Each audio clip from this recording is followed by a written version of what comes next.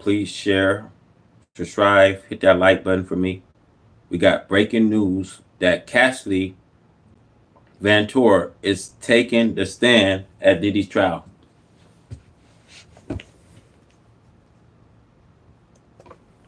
Now, please, as you guys come here, please share this, subscribe to this channel. Cassidy has take the stand. Now, this could be very shocking for Diddy. Now, Cassidy on stand in the Diddy's trial. So now this can raise a lot of suspicion. Now, as you guys come in here, you guys please share this. I'm about to roll this clip for you guys to come in here. As you guys come in here, please subscribe and share this video. Let's roll this clip.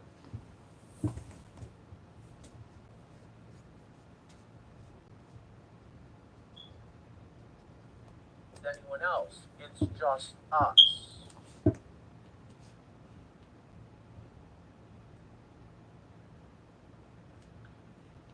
we are here with you worldwide on Live Now from Fox. Again, we appreciate all our new viewers continuing to watch with us. Cassie is on the stand, continuing to talk about their relationship. And we just discussed moments ago how the prosecution is now trying to establish for the jurors that early on in the relationship, Cassie was very jealous because that there was multiple partners that not only she had, but also that he was experiencing while they were seeing each other on and off. So this is crucial because the defense is going to try to poke holes and say that they had a very, very jealous relationship, that because she was so jealous that maybe she would come up with different ideas in her head of how the relationship was perceived and so forth.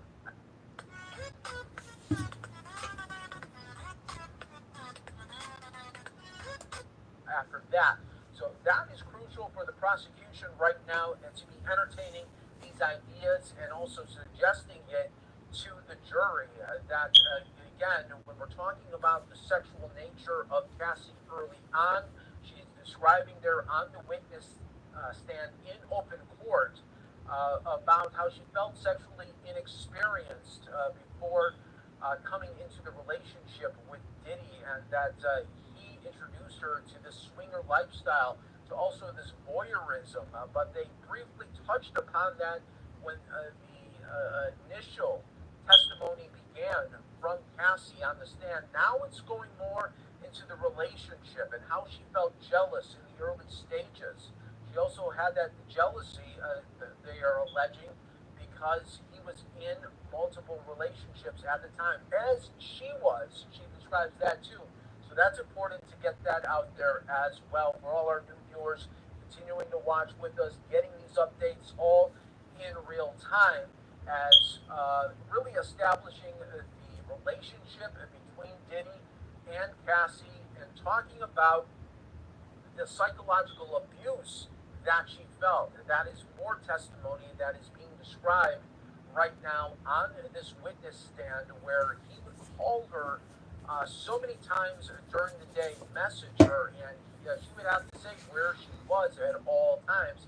And if she let some of those calls go, there would be knocks on her door, she alleges, from Diddy's staff, Diddy's entourage, or maybe security guards as well. They would put the notion out there that you have to always respond to Diddy, and that Diddy always wanted to know where she was. This goes in line with the jealousy questioning that is going on right now between the prosecution and Cassie on the stand, to really try to nail home for the jurors, to show that this was not only a physical violent relationship the prosecution is alleging, but also very mental abuse as well. Wanting to know what you're doing at all times.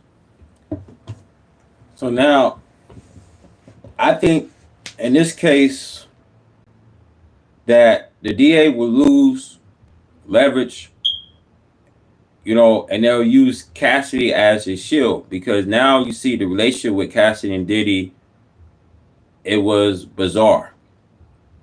Now, you can see that they are looking into this where Cassidy, you know, was having a time of her life at these wild parties. Now, the state, they're gonna have to prove whether these wild party life that Diddy was throwing was their consensual. But they could see the behavior with Cassie and Diddy that they didn't have, I would say, a romantic relationship. So they could see that there was a lot of violence in this relationship with Diddy and Cassie. I'm gonna roll this clip. You guys, please, as you guys come in here, man, please share this video, man, and subscribe to this channel. Let's go. All the times he was assigned busy work for him because he felt, according to the prosecution, that if she was not responding to him, that she may have been doing something else, maybe something sexually else with somebody else, and that infuriated Diddy to a point where he had to have his entourage and members of his team continuing to check in on Cassie. So that is where we're at right now here in this trial. We're continuing to get the updates all in real time. I do want to give you just some more of what we have seen already today. Maybe if you're just joining us here on Live Now from Fox as well. We are learning again jealousy being cited during these opening statements just yesterday as a source of much of the conflict between Combs and Cassie. Also, we are learning about the initial first stages of the relationship and their sexual encounters together. Dear Dr. K, I used to think I was never meant to be beautiful. I was teased because of my teeth. I didn't like the person. Elaborating on why she felt it was so difficult to refuse Combs' demands, Cassie reiterated her fears of violence and blackmail videos from freak-offs being disseminated on the internet. Sean is a really polarizing person, also really charming, Cassie said. It's hard to really be able to decide in that moment what you need when he's telling you what he wants. I just didn't know.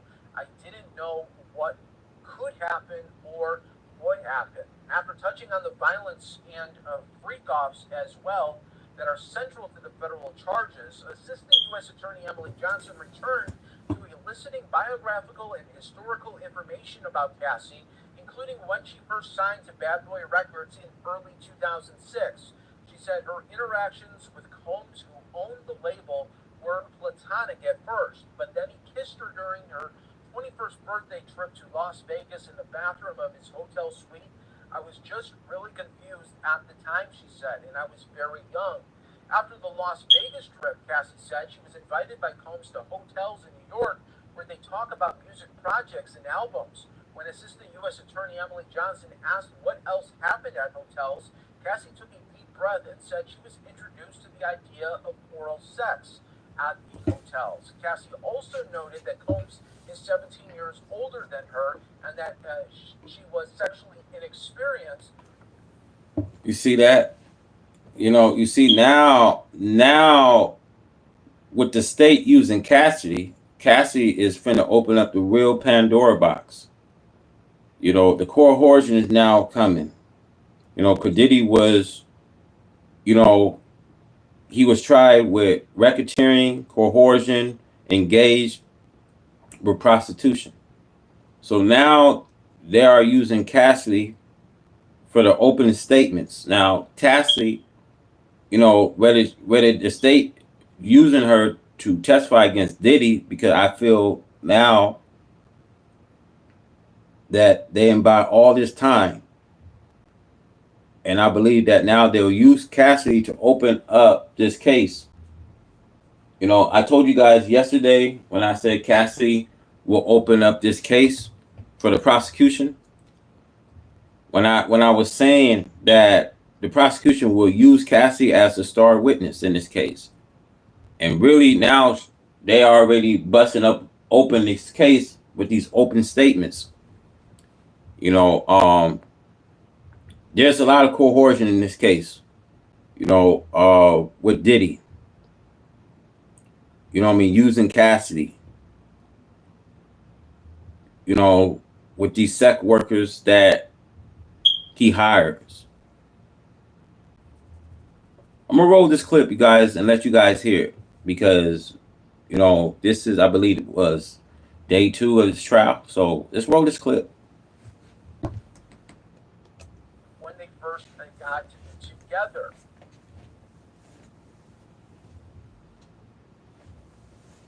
She said she eventually had sex with Combs on a boat during a trip to Miami. She said she had wine in the afternoon, and then Combs introduced her to ecstasy for the first time. After that, she said she felt closer to the rapper and producer, started spending more time with him, and thought at the time that they were in a monogamous relationship. In hindsight, she said she knows that wasn't the case. Asked why, she responded, Sean Combs had many, many girlfriends. As Cassie testified, the prosecution introduced photos of her and Combs at events in the mid-2000s. The numerous photographs included a photograph of the boat in Miami where they had sex on. Another photograph depicted the fledgling couple at a strip club in New York on Halloween in 2007, shortly after the trip to Miami. Another picture showed them in the back of a car at the beginning of their relationship, with Combs' arm wrapped around her. I was just enamored by him. We were just having a good time. It was really fun at this point, she said. Cassie noted that early on in the relationship, they weren't public about it. She said Combs had expressed concerns about perceptions, given that his company was also producing her music. At particular emotional points during this testimony, she has dabbed her eyes with tissues. She also said over time, Cassie has testified, Combs had become increasingly controlling and sometimes was violent as well. She said Combs would get abusive over the smallest perceived slights if she wasn't smiling at him the way he wanted, or if he thought she was acting like a brat. He'd make the wrong face, and the next thing I know, I was getting hit in the face, she said. Cassie said that if she didn't respond to his calls right away, there would be incessant calls until she did, and Combs' staff, including security workers, would join in the pursuit. I want to say this to you guys, man. There was a lot of things happening in this relationship with Diddy and Cassie. Diddy was abusive from the start in this relationship with Cassie. You know, um, I think Cassie is willing to testify to put Diddy away because of all the abuse that she experienced. When she had this relationship with Diddy, man. You know, um, at the end of the day, it's only so much a person can tolerate. Cassie, she was really trying to cover up for Diddy at some point. When Diddy was hiring all these sex workers and you know, um, allowed Cassie to have these sex activities with his sex workers, and you know, really, it really had put Cassie into this pedal, stew, and and it worked it, but it's not working right now in the favor,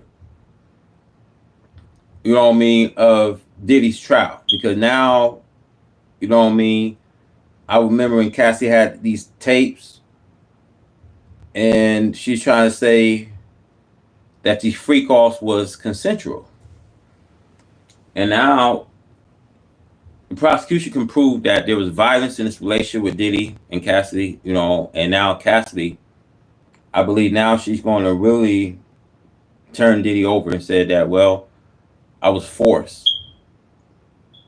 Why you think that he's being charged with coercion?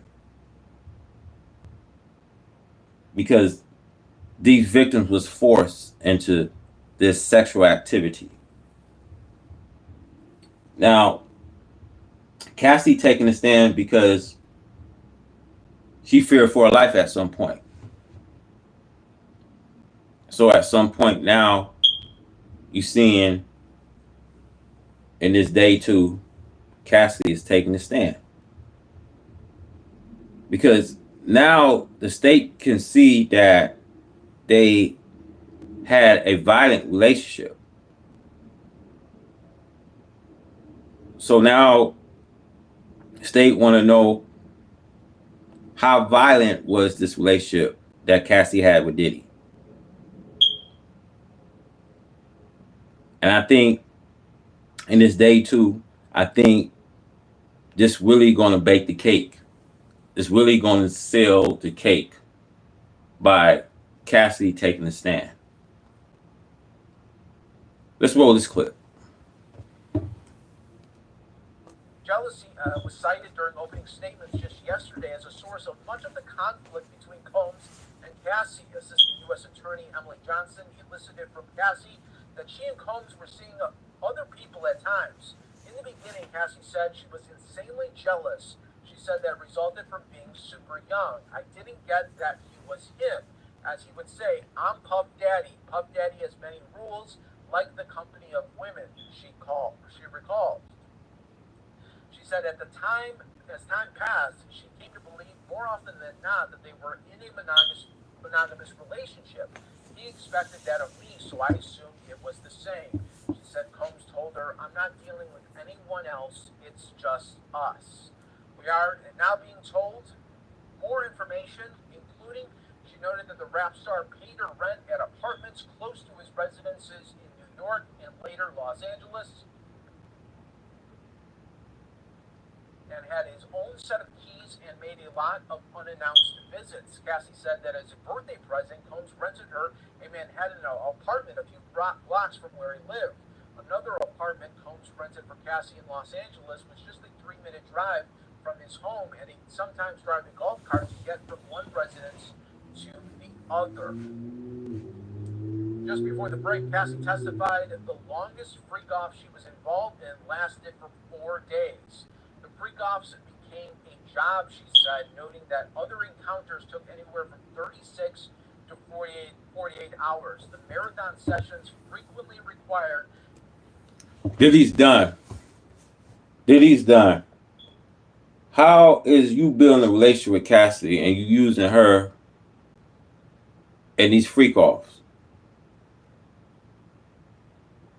Diddy is done. I can see this build up that the state is really finna build this case on Diddy, and they using Cassie throughout this whole trial in day two with her testimony that she was cohort. She was forced and having sex in this wild freak off parties. 4 days, this picture, you 4 days having sex in these wild freak off parties. Cassidy was forced into these sex workers, in other words, to perform sex. And see, this is day two of the open testimony statements, man, that Cassidy is taking trial. That she's taking a stand at Diddy's trial.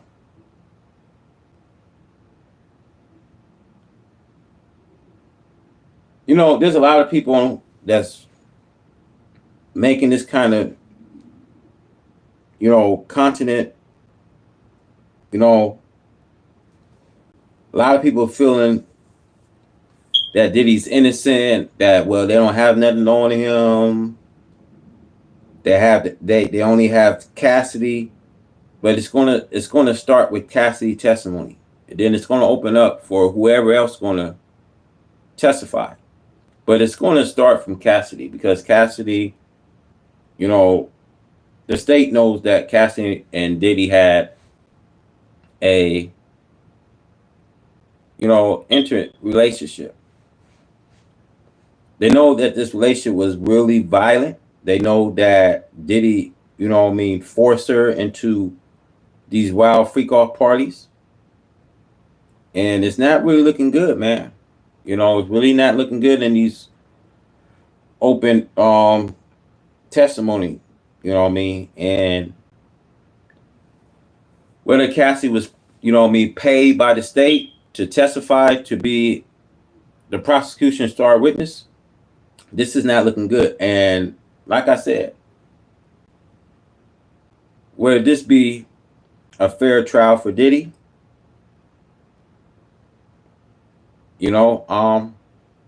Pretty much, man. It don't look like Diddy gonna have a fair trial here because you seen how they using Cassidy, as a witness in this testimony. So let's roll this clip, you guys.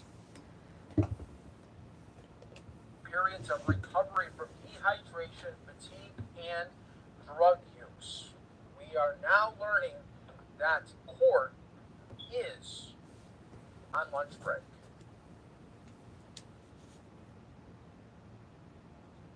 All right, everyone. So I'll just reloop some of these big updates that just came in for all of us here on Live Now from Fox. Remember, we are all in this together, getting these updates all in real time on Live Now from Fox. So let me do that for you. Give you these updates all in real time.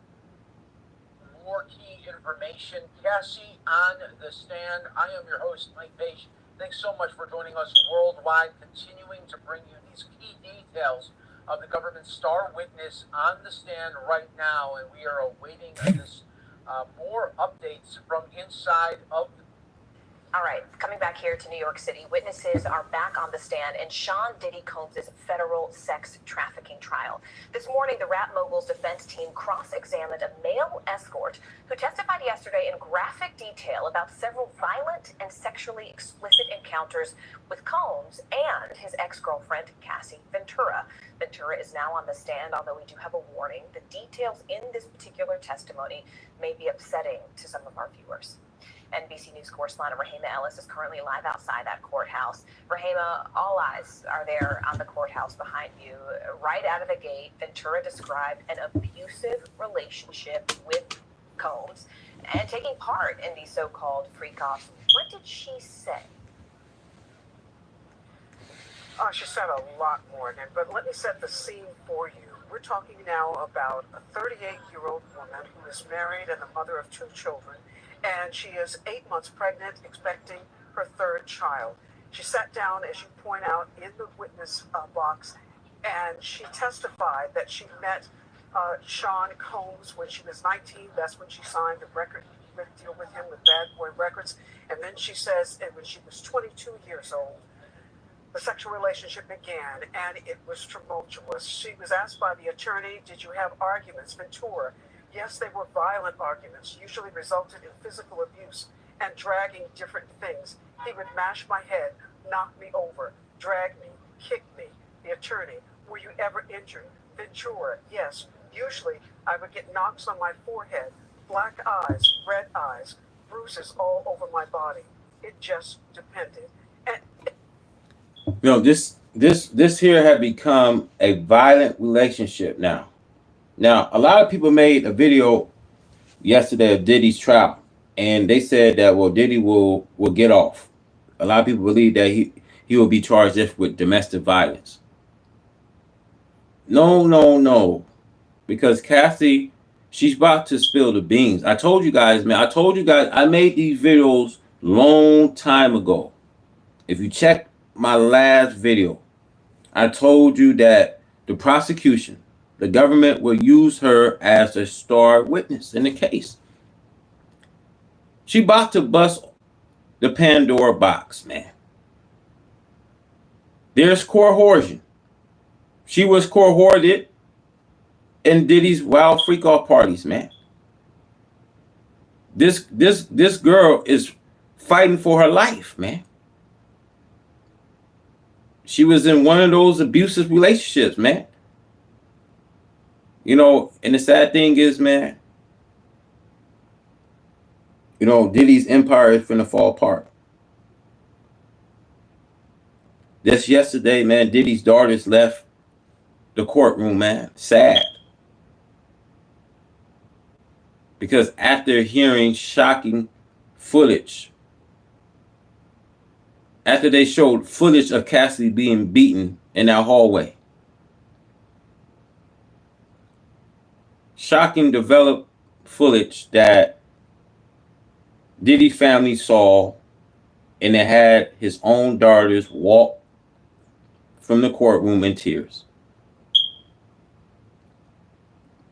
That moment that they was in a courtroom, those gruesome footage that they showed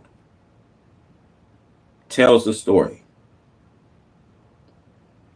Tells a whole story. Now let's roll this clip. And she talked about that at 22. That's when Sean Combs introduced the idea of sex parties, and that she said she went along with it. She said, my stomach churned at first. I didn't have a concept of how that would be. I was confused, nervous, but I also loved him very much and wanted to make him happy. Morgan?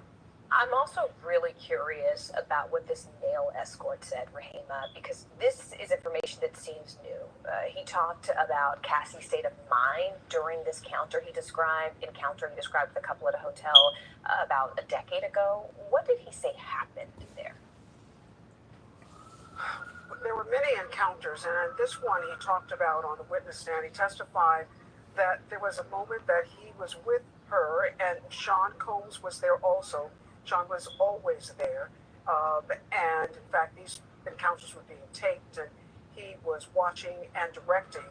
And he said there was a moment when Cassie was on the computer. He wanted her to come out, and instead he ended up dragging her into Rahima, we're coming back to you after the break. Stay right here on Daily. Thanks for watching. Stay updated about breaking news and top stories on the NBC News app, or follow us on social media. Everyone knows you need a lawyer after a car accident. But what if I told you there's a better way? One, it gets you more money.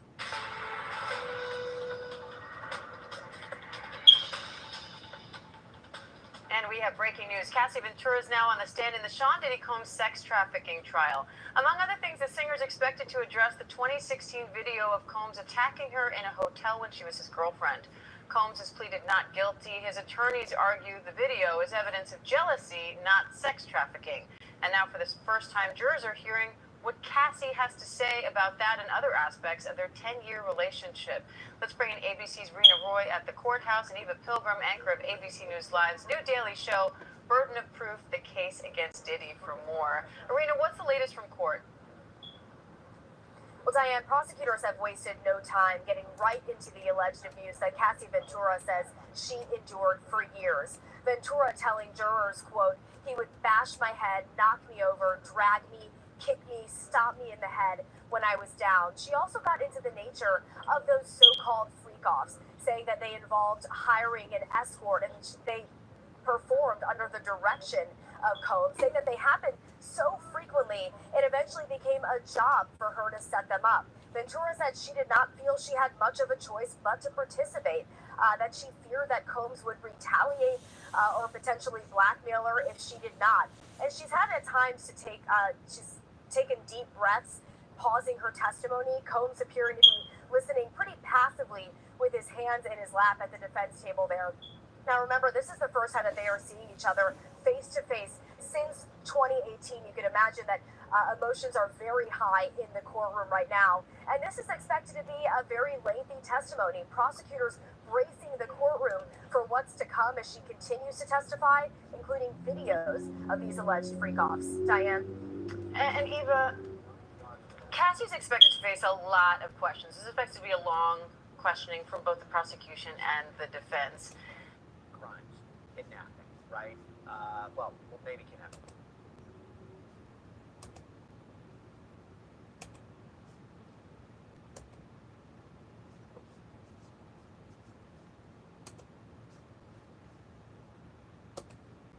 Okay, this is an interesting line of testimony just coming in now from court. Prosecutor asks Cassandra Ventura, how frequently were you in Sean's residence? And she replies, all the time. Did they all have safes? To which she responds, yes. What did you observe in them? What did you observe in these safes? Ventura responds, cash, jewelry, cameras and videotapes, guns in New York, LA, and Miami, and Alpine, New Jersey. That feels particularly relevant. Talk to us about why. Of course, the guns, obviously, we know that guns were seized when his homes were raided, and the cameras, right? If it was something that was in the ordinary course, why would you lock up your camera in the safe, in the video in the safe? That must have been something potentially unlawful, something that you could use to blackmail, otherwise something valuable. You put valuables in the safe, like jewelry, right? So Holmes at least thought that video would be helpful, and waiting to see still if Cassie Ventura is going to identify other people who participated in the freak-offs aside from Phillips yesterday. One more question for you, Nima. I mean, I have more questions for you, but I got another question for you right now. This is from CMF 702. Does Cassie's reluctance to report to the police hurt her credibility? It's something that does. You know, whenever you don't have those contemporaneous reports, that's something that the defense is going to hang its hat on, right? The fact that she filed a civil lawsuit, that she's making these allegations years later. We know that the government is going to bring in a witness to explain all this, the psychology of abuse, physical, sexual abuse, when people who are in love with their abusers, they don't report it right away. And this is something we fronted yesterday with Florence, right? They asked, well, you know, why didn't you call the police? And Florence said, well, victim, there really was no victim. She didn't want to report this. She just wanted something. So they're going to have an explanation for this. And this is consistent with a lot of domestic violence and sexual assault cases. Victims that don't report it right away. Nima, you have another question for you. Just came in. This is from Alpha and Omega Forever. If witness 3, so alleged victim number 3, doesn't show up, what's going to happen?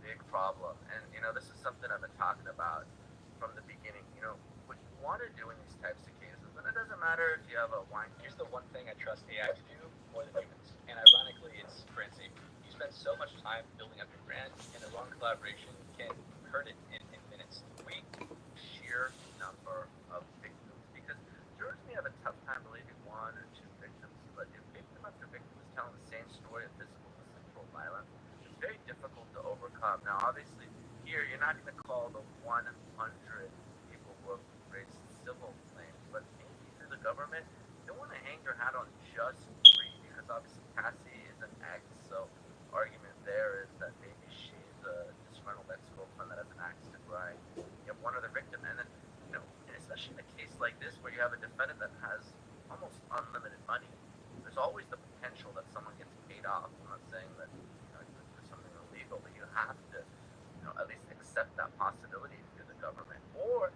that he may intimidate one of the victims not to show. If it were me, I would like to have at least 5, 6 victims in a case like this that I know are locked and loaded and may not go sideways. See, I think she is so important because she is the connective tissue for each charge. So not just racketeering, not just staff, not just team members, but predicate crimes, kidnapping, right?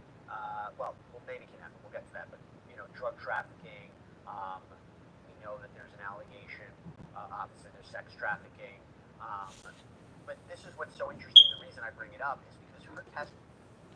They're gonna find Diddy on count 1, sex trafficking, count 2, engagement of prostitution, count 3, coercion victims. Oh man, they're gonna get Diddy, man, and I'm telling y'all, they're gonna use Cassie open statements. Why you think I feel some way that the state, the government paid Cassie to take the stand, to use this testimony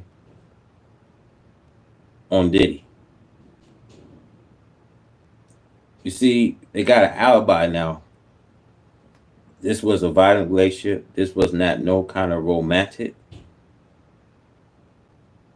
Was nothing romantic in this relationship of Diddy and Cassie.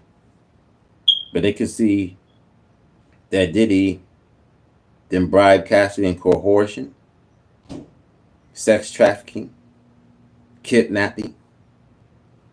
I mean, they're gonna find Diddy probably all counts.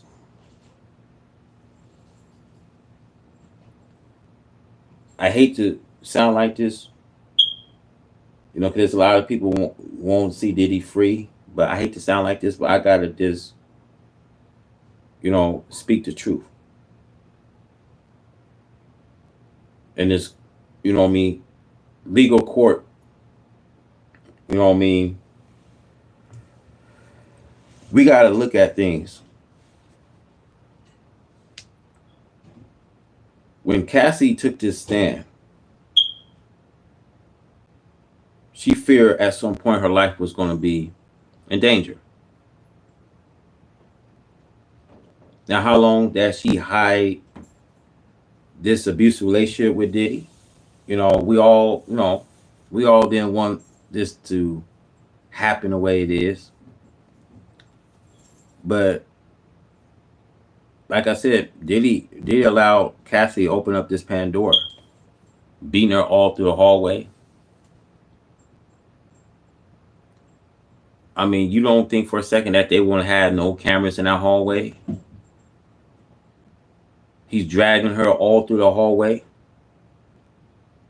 He was thinking that he will never be seen on that camera. See, this is not just a domestic violence case, y'all. But this is a case that now the state's going to see everything. From Cassie being beaten, from coercion, engagement, the whole, shebang. Let's roll this clip. Testimony so far mirrors what her allegations were in her civil complaint. Why do I say that? She just testified, and I'll throw this to you, Rich. Do you recall an incident between Sean and Suge Knight? Now, again, this is from her complaint. Yes, we were having a freak off in LA. D-Rock came in and said Suge was down at a diner. Sean drove over there. What was your reaction? The prosecutor asks. I cried, said, don't do something stupid. This is the allegation that he took a weapon and was going after Suge Knight, his rival. They are basing all of this on her complaint, and again goes to the idea of why none of these criminal charges would have advanced, I think, without her filing her lawsuit. What do you take away from what they're doing here? Well, okay, so I agree. It demonstrates again that the filing of that civil complaint at the end of 2023 is really the seminal act that gets you to this trial today, a criminal matter. It also goes to what I was saying before, that they're using this witness broadly. She's not just testifying about what happened to her.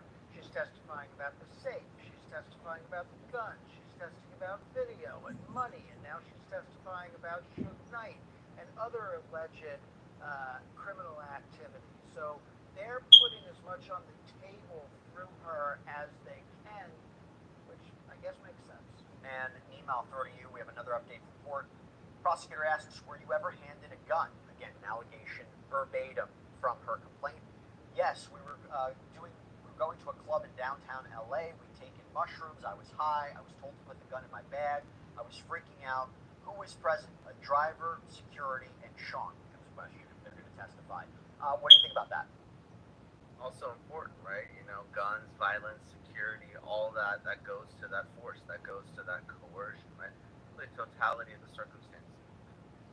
Obviously, if you're the prosecution, you want definitive statements like, have sex with this individual, or I will kill you, I will harm you. But you don't necessarily need that to prove coercion. Would a reasonable person think they can't say no? And if there's that age difference, there's that power disparity, right? If someone has a significant cachet of firearms and they're giving you one of them, potentially loaded, that's a big deal. Well, listen, it is a big deal. There's a lot more we could break down. We have been live straight for 2 hours breaking down Cassandra Ventura's testimony. I don't have a voice anymore, so here's what I'm going to do. I'm going to thank Nima. I'm going to thank Rich, my excellent guests, for breaking down all of my questions, all of your questions. You two were terrific. Thank you both so much for taking the time, guys. Really appreciate it. Thanks, Rich. And I want to thank all of our viewers as well for listening to this and for following us. And I also real quickly want to thank our incredible sponsor who helps support us and helps us to put on these shows. And that is Morgan & Morgan. This is America's largest injury law firm. And if I can quickly just tell you about them, this is a major firm. Okay, this is a firm that secured a $6 million verdict for a car crash victim in Florida, $13 million for a wrongful auto death in Georgia, another $6 million for a trucking accident in New York. And mind you, this was all after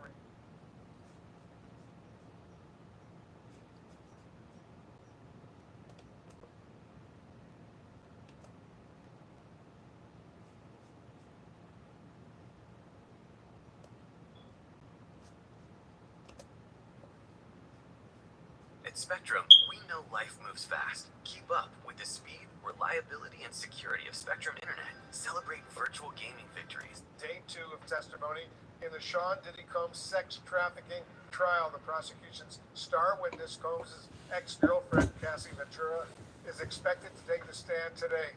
So far, the jury has heard graphic and very disturbing details from a man who says he was paid to have sex with Cassie Ventura. He also testified that he witnessed the music mogul assault her on 2 separate occasions. Combs has pleaded not guilty to all charges. So let's go live now to CNN anchor and chief legal analyst Laura Coates right outside that courthouse in New York. Laura, so tell us more about when Ventura will take the stand. That is really such a big focus for today. She will take the stand any moment now. She is the very next witness up. We are waiting to hear what might be explosive testimony from Cassie Ventura, the linchpin of the prosecution's case. Remember, we were told by the defense yesterday, this is the first time in 6.5 years since the death of the mother. See, I want you guys to understand, Cassie is the linchpin of the prosecution case, man. You know, it's sad that Diddy got to go down like this, man. This thing is sad, y'all. Because now they can prove their case, man.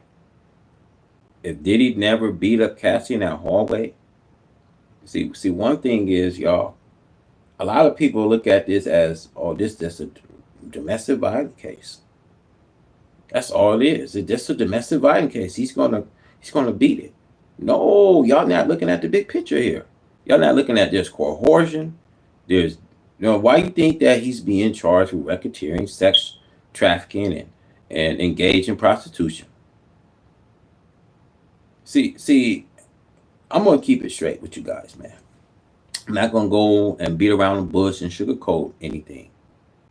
Why you think that the government is using Cassidy testimony in this trial case? Cassidy Ventura is the star of the prosecution case. This is not this domestic violence case. No, this is have something to do with Cassidy and Diddy had a violent relationship. Diddy's done, y'all. I hate to say it, you know what I mean, but Diddy's done. Diddy's done. Let's roll this clip. Mother of 4 of Sean Diddy Combs' children, Kim Porter, tragically died of pneumonia, and the 2 of them will be in the same room face to face. The defense called it a moment to witness closure. What we will witness, though, is testimony where she will try to bridge the gap over an 11-year period of what the prosecution has described as abuse and violence and coercion and intimidation, all to have her engage in these so-called freak-offs, days-long drug-fueled sex encounters without consent. But just now in the courtroom, I witnessed something truly interesting.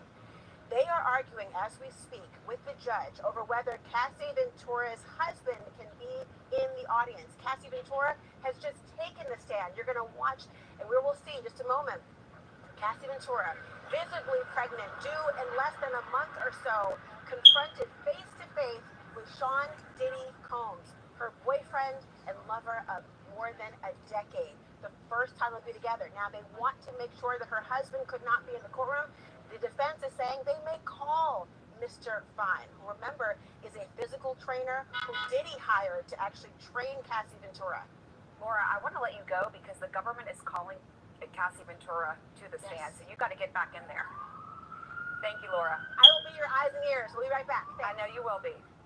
All right, and we're joined now by CNN legal analyst and former federal prosecutor Elliot Williams and entertainment attorney and former litigator Lisa Bonner. All right, so Cassie Ventura is about to take the stand. Why is she so crucial to the prosecution's case? Right, again, and Laura touched on this a little bit. It's important to step back and remember what Sean Combs is charged with here. It's racketeering, sex trafficking, and transportation of people. Now, it's far broader than simply these allegations of sexual abuse or physical abuse. Now, what Cassie Ventura... Let me tell y'all something, man. Because a lot of people, man, think that, well, they don't got nothing on Diddy. What do they got? But they got Cassie. They got her testimony. They got her in this relationship with Diddy, 11 years, violent relationship, man. See, if I was Diddy, man, all the money you have, you're a billionaire, man. Give that woman what she want and send her away, man. Let's send her away. Now you in a world of trouble that you can't get yourself out. They said Diddy collapsed when Cassie took the stand, man. They said Diddy was collapsed. You know what I mean? Heartbroken. You know, when you could just gave her what she wanted and send her away, man. Now, if Diddy get found convicted, I guarantee you, he's gonna, think about the whole thing. He's gonna think about, damn, I should just paid her off. It's too late, man. It's too late to even think about that. It's too late. They are already using Cassie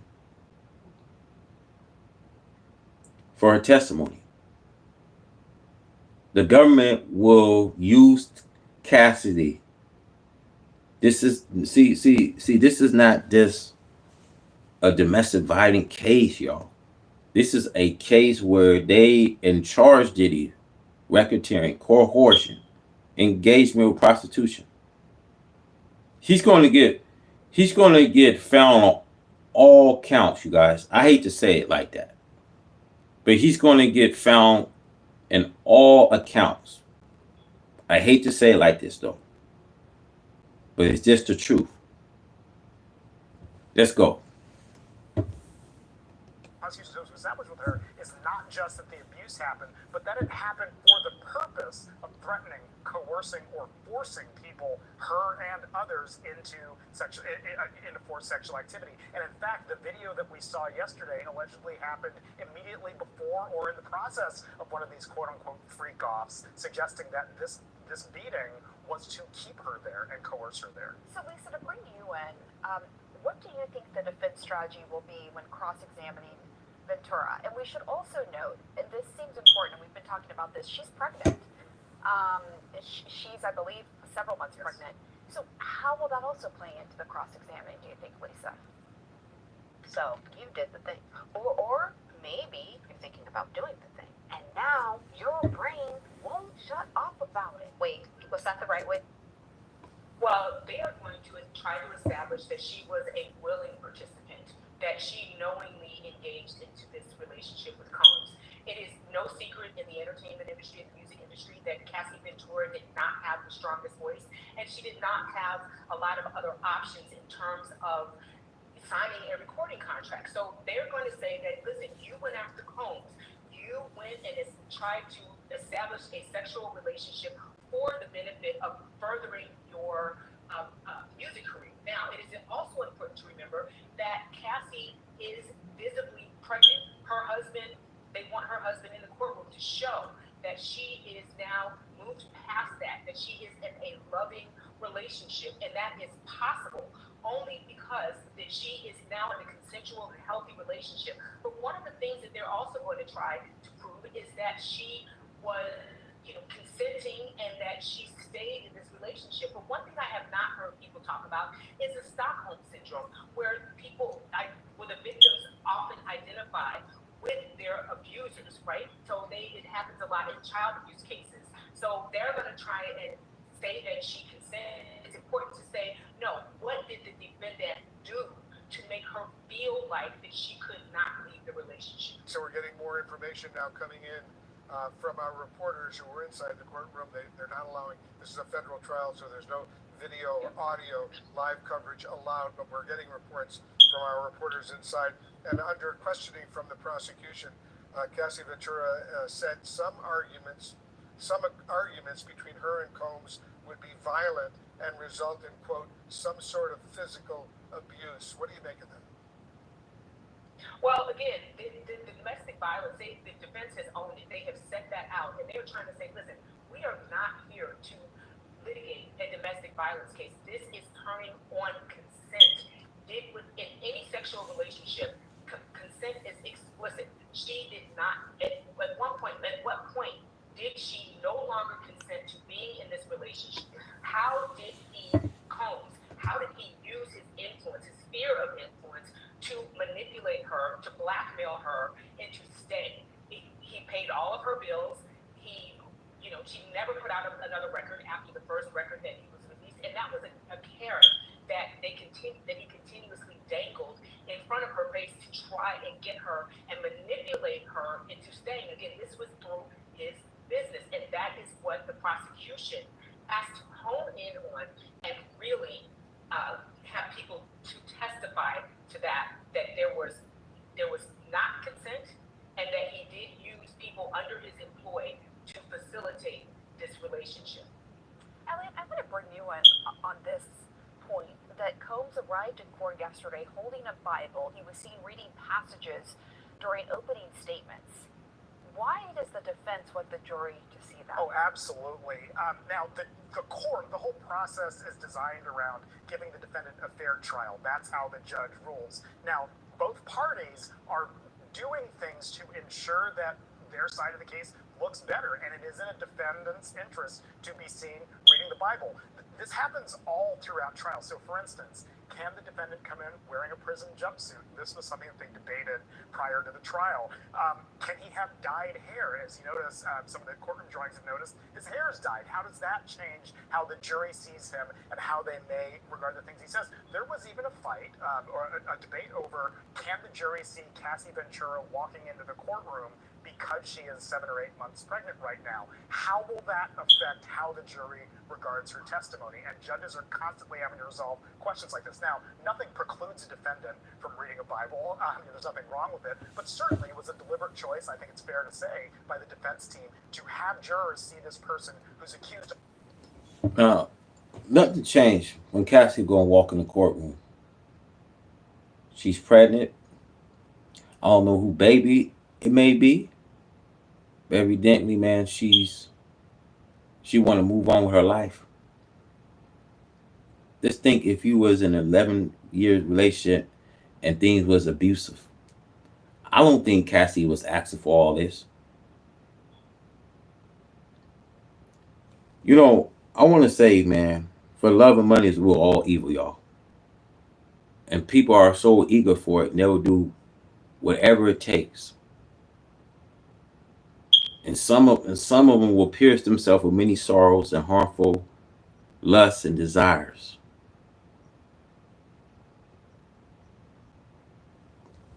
And you see, for the love of money is a rule all evil.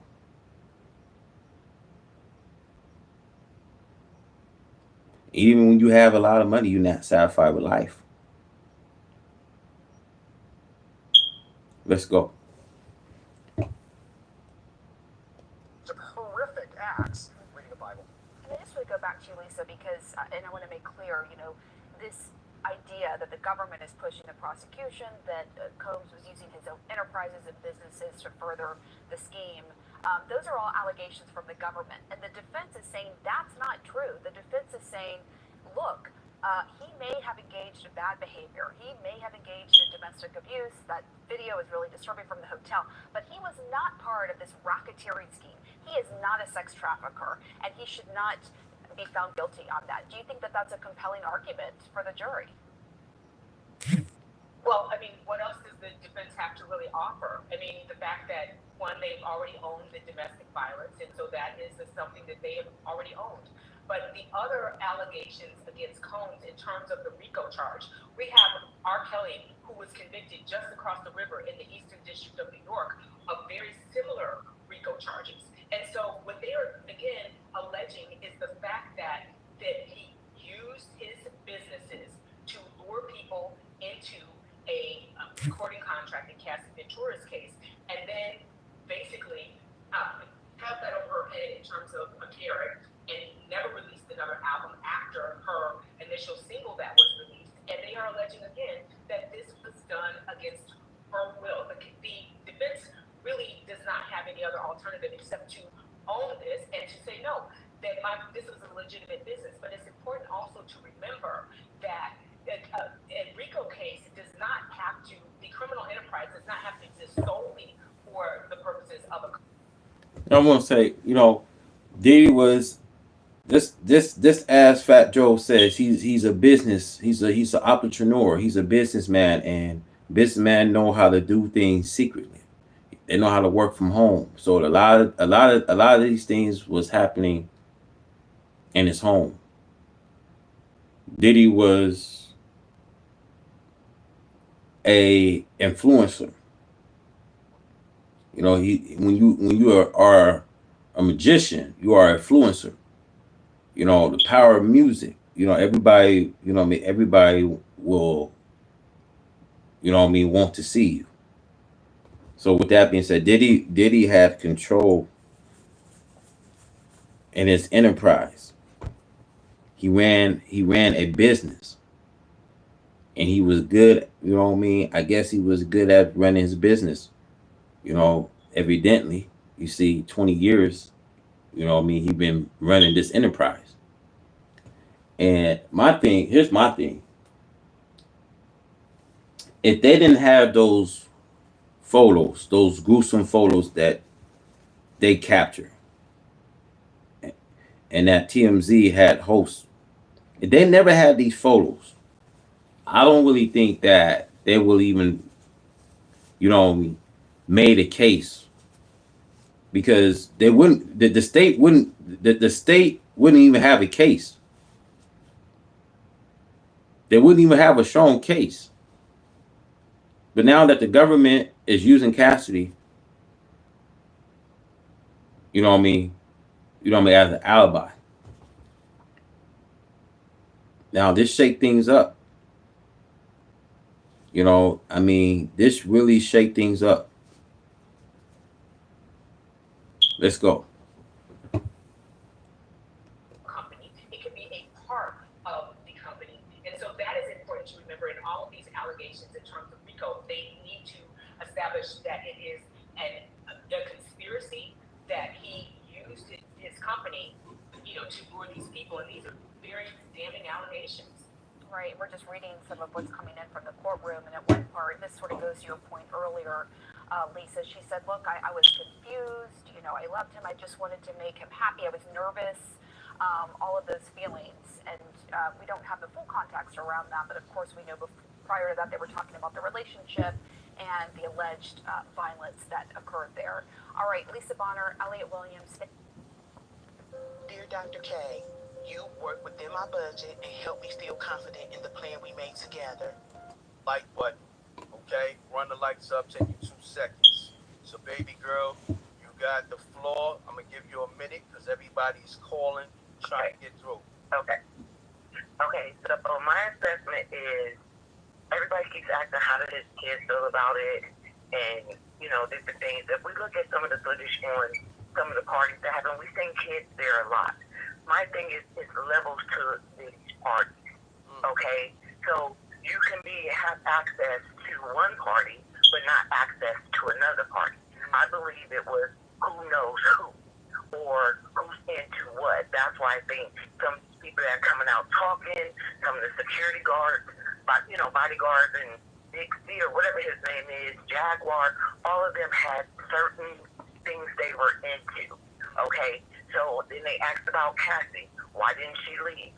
Okay, well, if you get with somebody and you're 19 and you really haven't been experienced in the world, I'm pretty sure a predator has a way of getting you to believe he's going to do these things, and you being young, immature, because in our younger days, because I'm older, I'm Generation X, we thought we couldn't do anything. Once we got away from our parents, we thought that we would live life and be free, and so when they say, why would she? Baby girl, I ain't gonna hold you. Yeah. I gotta go to the next caller. The line on fire. I got you, baby girl. I appreciate you. Okay. Let's get it. Peace. Peace. Peace. Peace. Peace. Caller. Hello? You live. Hey. Yeah, you live. State your name, where you calling from. My name is Renee. What up, though? I'm from Detroit. What up, though, Renee? What up, though? Oh, I just wanted to know. I agree with the other lady. Hold on, Renee. Take me on speaker, man. We want to hear you crispy. We need you to cut through crispy. Take me on speaker. I'm on speaker. You're not cutting through for some reason. Take me off the earpiece. You want the earpiece? The earphone? I'm on. Yeah, I'm on. All right, cool. Let's get it. Talk to me. So, yeah, I was just thinking about the guy, Jonathan Aldi.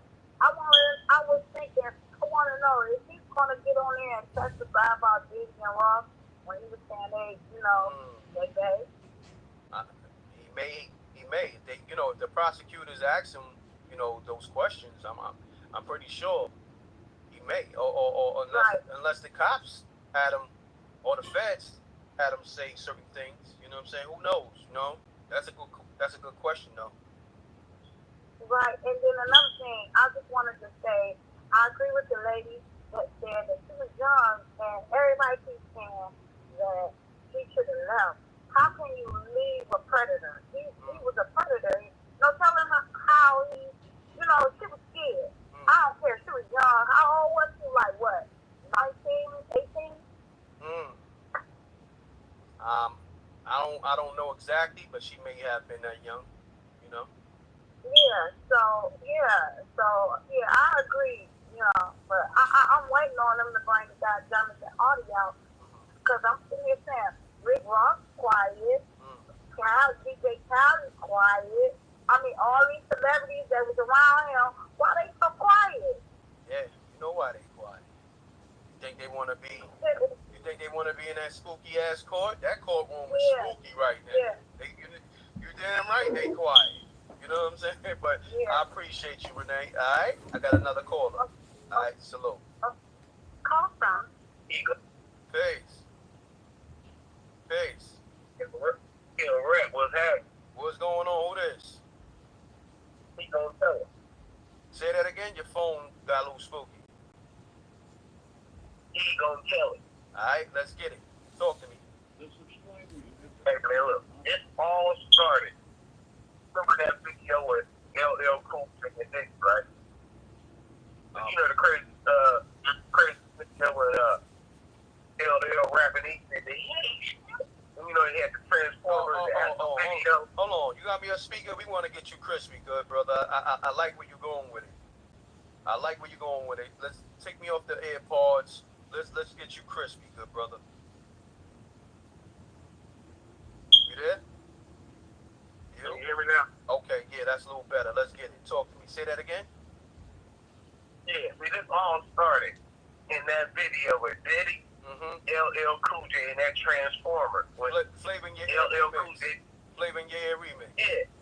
Yeah, and in the Transformer, LL was like, LL was trying to put his own game in. But nobody trying to listen. I'm going to be honest, even back then, I wasn't jacking that verse because I was like, When I heard that, I'm like, look, LL wasn't really he wasn't trying to go in for bars. He was trying to let us know Diddy on some bullshit. He got this transformer, my bad for the cut, in the video, and I ain't feeling it. And he letting the whole world know this is a he shit. You feel me? So hold on, because now let's put it in perspective. I hear you, but when they recording the song in the studio, I don't know if they was all in the studio.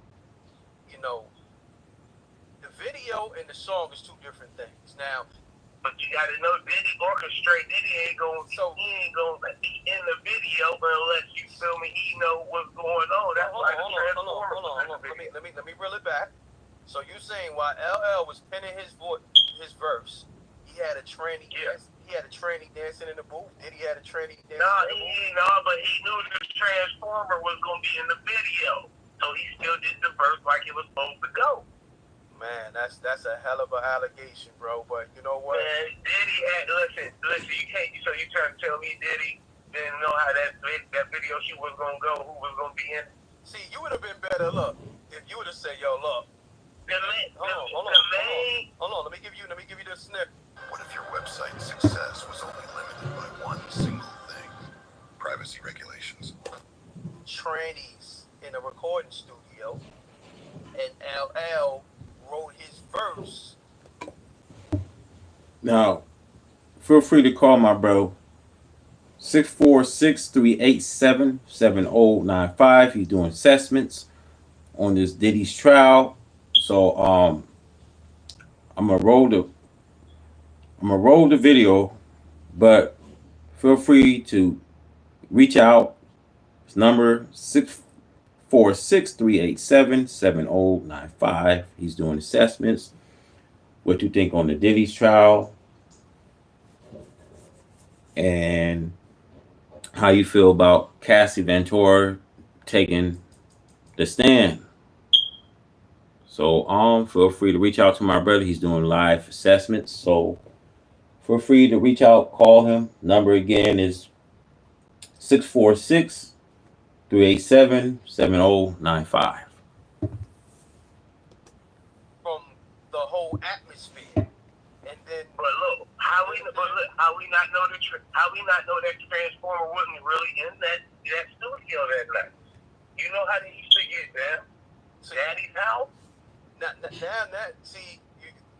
I get it. Look, it's all good. I love the assessment, but sometimes before you call, you got to put it together, because there's people in here that say, "Yo, you reaching," but I like your assessment, but put it together next time before you call the show. You know what I mean? It's a good angle.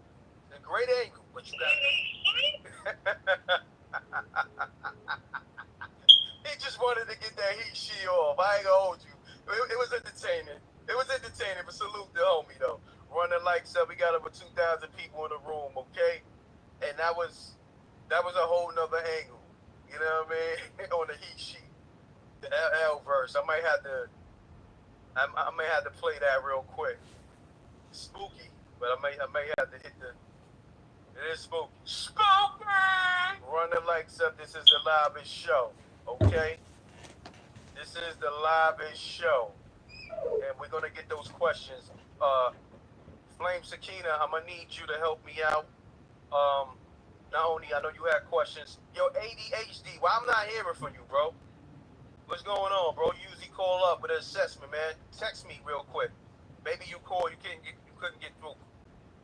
You usually have a dope assessment, bro.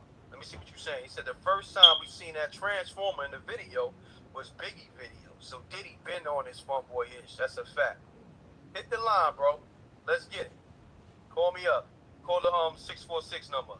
646-397. Let me get back to this case though. I don't want to lose focus.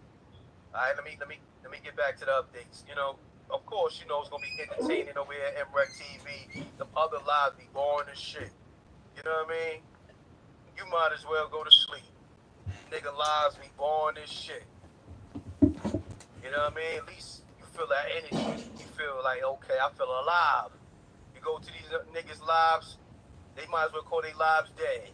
Everybody live ain't live. Some niggas' lives is just dead. Might as well call it a dead live. Or niggas is the Walking Dead. You know what I mean? Nigga over there, nigga shit all corny, nigga vibe ain't right. Nigga live ain't right. What my nigga Go said? What he said,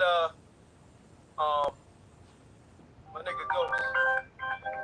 Rev ain't right. His church ain't right. Deacon is a pimp. I can tell by his ice. To accept, press 1. To send a voicemail. Peace. Peace, right? Peace. What's good? You good? What's going on? What's good, right? You hear me? Yeah. Who this?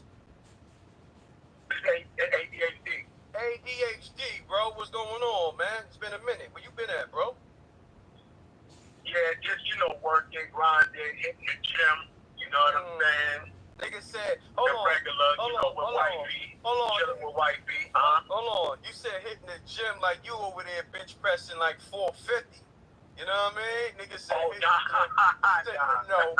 the gym. That shit real cocky. Like, nigga say, in the gym, bench pressing like 1,500 out here. You know how we do. Nah, I'm just joking. But go ahead, though, bro. Talk to me. Nah, it's all good. What's the word? Yeah, the whole court situation is spooky, of course. Diddy looking like he's paranoid. He's ready to fall out at any given time. Let's go to that. Cassie's ready to pop. Woo. Yo, you know what I can picture, Reckon? Y'all was saying that earlier, right? How, what if her water do break? And Diddy fall out at the same time? Crazy. Move. Yo, that'd be crazy. Because, she's ready. She's like at least 8 months, kid. Yeah, bro. She having a Gemini baby. Shout out to my Geminis. My season coming soon, baby. We gonna turn up. Salute to all the Geminis. I'm glad you mentioned Gemini. You can go watch Gemini episode 2 of Spooky Hours on that Spooky Hours app in the Apple Store, the Google Play Store. That's my app. That's a supernatural TV show, okay? Go watch Gemini definitely. And all the episodes, okay? So, ADHD, man. Talk to me, man. What else is going on? What else you I know you've been staying in tune with this, man. Talk to me. Yeah, well, the thing about it is that it's not looking good for Diddy. Part of me was saying, okay, he might get off, but then again, they're not bringing up nothing about what they got him under the cases. They say they had 40 witnesses. Now they down to 2. I mean, it's a lot of things going on. And then Jamie B brought up a good point. Look, fam, I'm gonna tell y'all something. When you in this secret society, don't witness disappeared. You know what I mean? I remember before the trial was getting ready, whatever happened to that 190 witnesses? I'm gonna tell y'all, man. Tell why these people don't want to, testify at the Diddy trial. So much at stake, man. A lot of these celebrities, brands, and things at stake, man. In the secret society world, man, people don't really want to, they don't want to go to trial. They don't want to, everyone know each other at the end of the day, y'all. The reason why Cassie taking the witness stand because maybe she was bribed. Maybe she was paid by the government. Not just that, the abusive relationship she had with Diddy, the 11 years relationship. Cassie was trying to do all she can. She was trying to, fight for Diddy at one point. Because when she had a video, saying that this was consensual. But now, she's taking the stand and they looking at it as, yeah, Diddy's being tried with coercion. He coerced his victims. Racketeering, they looking at engagement,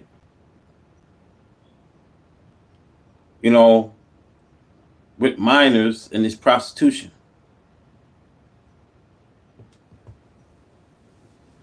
So, I ain't heard no minors lately in this in his open state in day 2. So the truth of the matter, how many witnesses there is in this case besides Cassie?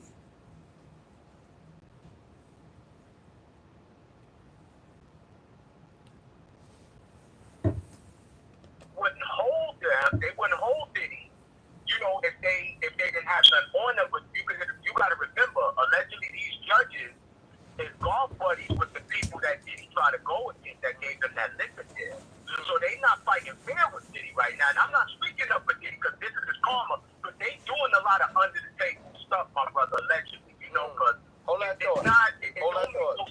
Hold that thought. Hold on. I like where you're going with it. Hold that thought. Run the lights up. We live on YouTube and Facebook. Run the lights up, y'all. Let's get it. Yeah, continue on. Yeah, so you know what I'm saying? And you know, they claim to have all these witnesses, but back to JB, you know, these judges, they can fight dirty. You know what I'm saying? It's not to say, because I knew brothers that was, you know, held, and they didn't really have nothing on them. They eventually got to let them go, but the way they was holding Diddy, you know, you would think they have something, and I do believe it, but again, it's a lot of under the table stuff. Like, we're not hearing none of the witnesses.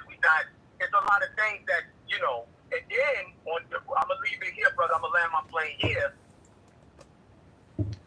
See, the reason why you're not hearing none of these witnesses, a lot of people love this man. That's the truth of the matter is he threw the best parties. A lot of people love this man. Why you think Diddy hosts all the parties in LA, man?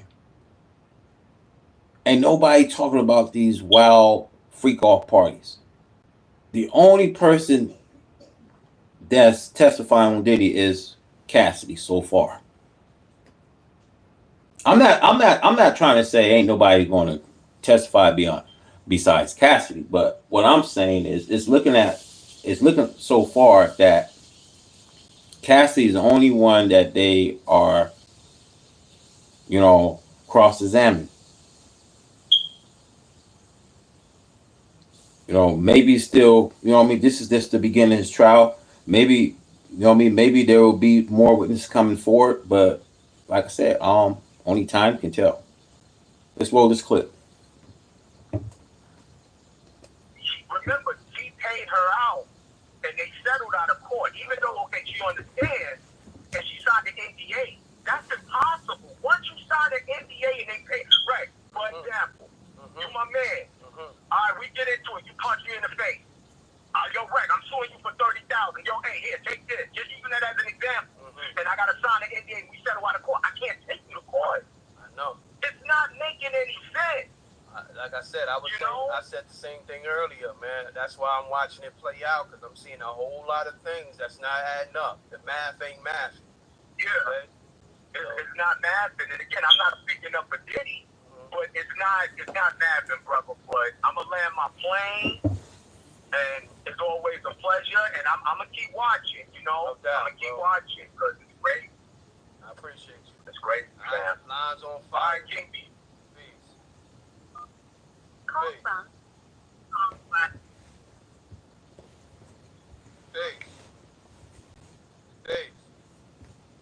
Days. What's happening? Yes, sir. Come with that. I think I know the reason why Diddy didn't cut a deal. Because he doesn't try to totally get off, and if he doesn't get off, that's when he's going to release all of the names in the case, which is what they want, which is why they're throwing the book at him. Because the same thing happened with Harvey Weinstein. He snitched on everybody too. So I think that's going to be Diddy's last play. If he blows the trial, then he's got plenty of names and tapes to give them, and that's what they want anyway, which is why they are going so hard against him. So it's coming. Great assessment. Songs by Alicia once again. I appreciate you calling back and giving us those gems as always. Salute to all my truckers. You know, where you at currently? Where you at currently? North Carolina. North Carolina. She's cruising through North Carolina. You heard, putting that work in. Salute to the whole NC. You be safe out there. You heard? Yeah, much love to the Red Mom. Thank you for blowing those air horns. Salute to the Wreck Mob. All right, Queen, be safe, all right? Thank you. Peace. Man, salute to the Wreck Mob. We here, man. Call me up if I miss your call. Just call back, because there's a lot going on, man. And let me get to this case again, man. Let me see what's going on. Let me give you the updates to this case. This is hella spooky. Hella spooky. All right, let's get it. I'm gonna backtrack a little bit. Okay. So this is what's current, and then I'm gonna backtrack. So they saying Diddy had multiple guns. Wow. Cassie tells court. Damn. As her, hold on, they going in. Okay, hold on. They going in. So Cassie got on the stand and said Diddy had multiple guns. Damn. Cassie tells court. Her testimony continues. The prosecution is now asking Cassie about Combs' guns, which she said he kept in safes at all his houses, along with cash, jewelry, and videotapes. Damn. Cassie recalls an incident when one of Combs' security guards came into. Now, I told you guys. I already told you guys that Cassie, that they were going to use her in Diddy's trial. I told you guys she was going to spill the beans. I told you guys she was going to tell everything, man. She gonna try to put Diddy away, man. Telling the state that you got guns in your house is too much. That's just too much. That's just too much to say. You know, she wants to be done with this. She want to move on with her life. You know, 11 years relationship that she had with Diddy was abusive. She's already, you know what I mean, showing herself that she want to move on. And the only way she can move on is she can put Diddy away.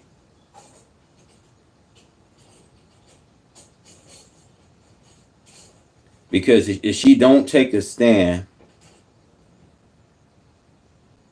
then the state won't even have an alibi to go on.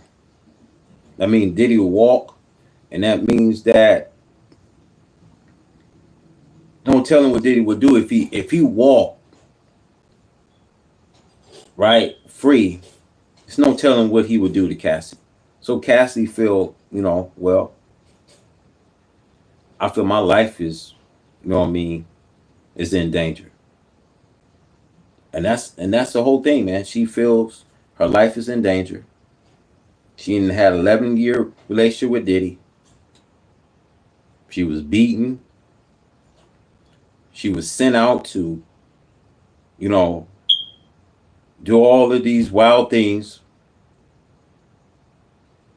You know, as Diddy had her, you know what I mean, running all these errands. And so now, Cassie, she's fed up now. And she want to tell her side of the story. Pretty much, man, Diddy is done. This is not a domestic case, y'all. Just want to throw that out there. Because a lot of people will think that this is just a regular domestic case, domestic violence case. Let's go. To his LA home and told him rival music mogul Suge Knight was at a diner nearby. Wow. She tells the court that Combs and a security guard dressed in black covered the heads and faces and grabbed guns and left the house while Cassie cried and begged him not to do anything stupid. Wow, this shit is a movie. Oh man, she going in. Oh my God, she going in. That's why he's about to collapse. She said the nigga Diddy got on ninja time with him and his security. Them niggas put on masks. Them niggas put on masks, black gloves, bulletproof vests, armor trucks. God damn, Cassie. What type of shit you on? Shit. She said only thing she did was cried and hope he didn't do anything stupid. Wow. Wow. It's spooky. I gotta hit the spooky button. Spooky! Shit. No wonder why Diddy's is in that courtroom looking like he about to collapse. This shit crazy. This shit like face to the earth. You were watching a movie. That's a fact. Face to the earth, Amina. Oh man. That was the latest. Let me see what else they got going on.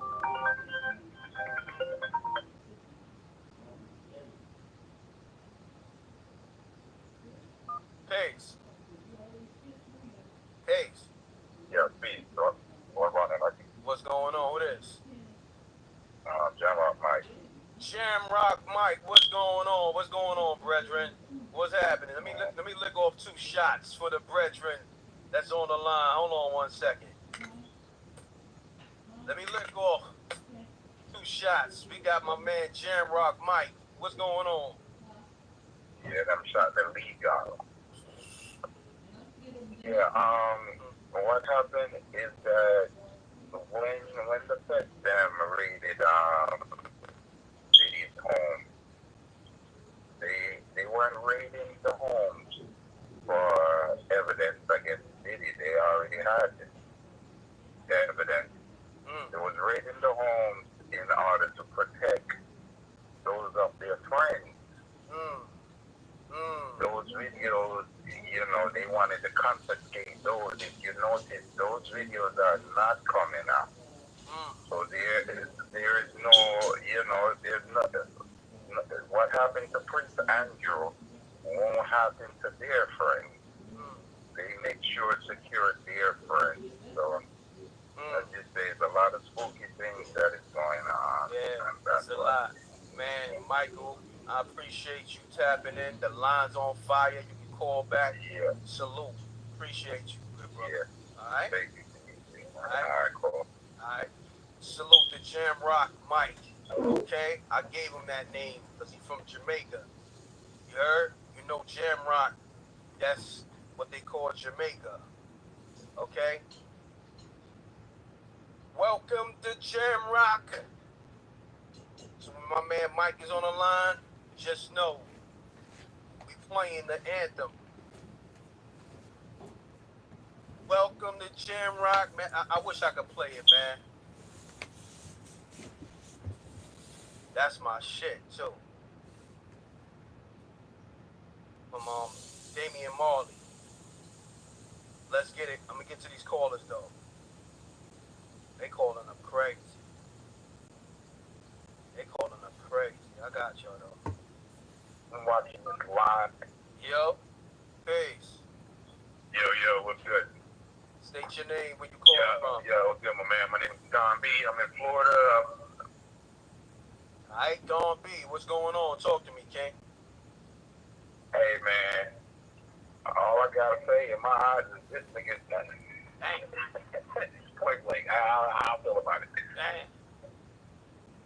Damn. That's how you feeling? He didn't get too much, bro. I mean, it's one thing to have, But you know what's so crazy? Different cases about this and that and the other, but now he got. Yeah, let me say this. Because it hit me, but it hit me just now. The fact that she brought up, he went to grab guns out the safe with his security guards, and they got masked up to go after Suge Knight. So now that ties into all this Tupac and the racketeering. Oh, man. It's Cassie. Oh, my gosh. This nigga Diddy about to have a seizure. See what I'm saying, y'all? Cassie went too far. I remember. Now. Remember Alex Sparrow, Jay Z legal team. Alex Sparrow is going to take the case with the family of Tupac Shakur.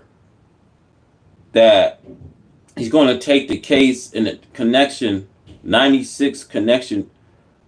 Of the death of Tupac. That supposedly Diddy was involved. Now, that's some shocking details that Cassidy said in the courtroom. Now, that's shocking. You know, because I told you guys from the early start that how Cassie was going to open up the Pandora, and she about open up the Pandora box. Diddy pretty much is done, man. Not even talking about the Kim Porter, Kathy Wright's deaths, but eventually, I believe those names will be eventually brought right back up.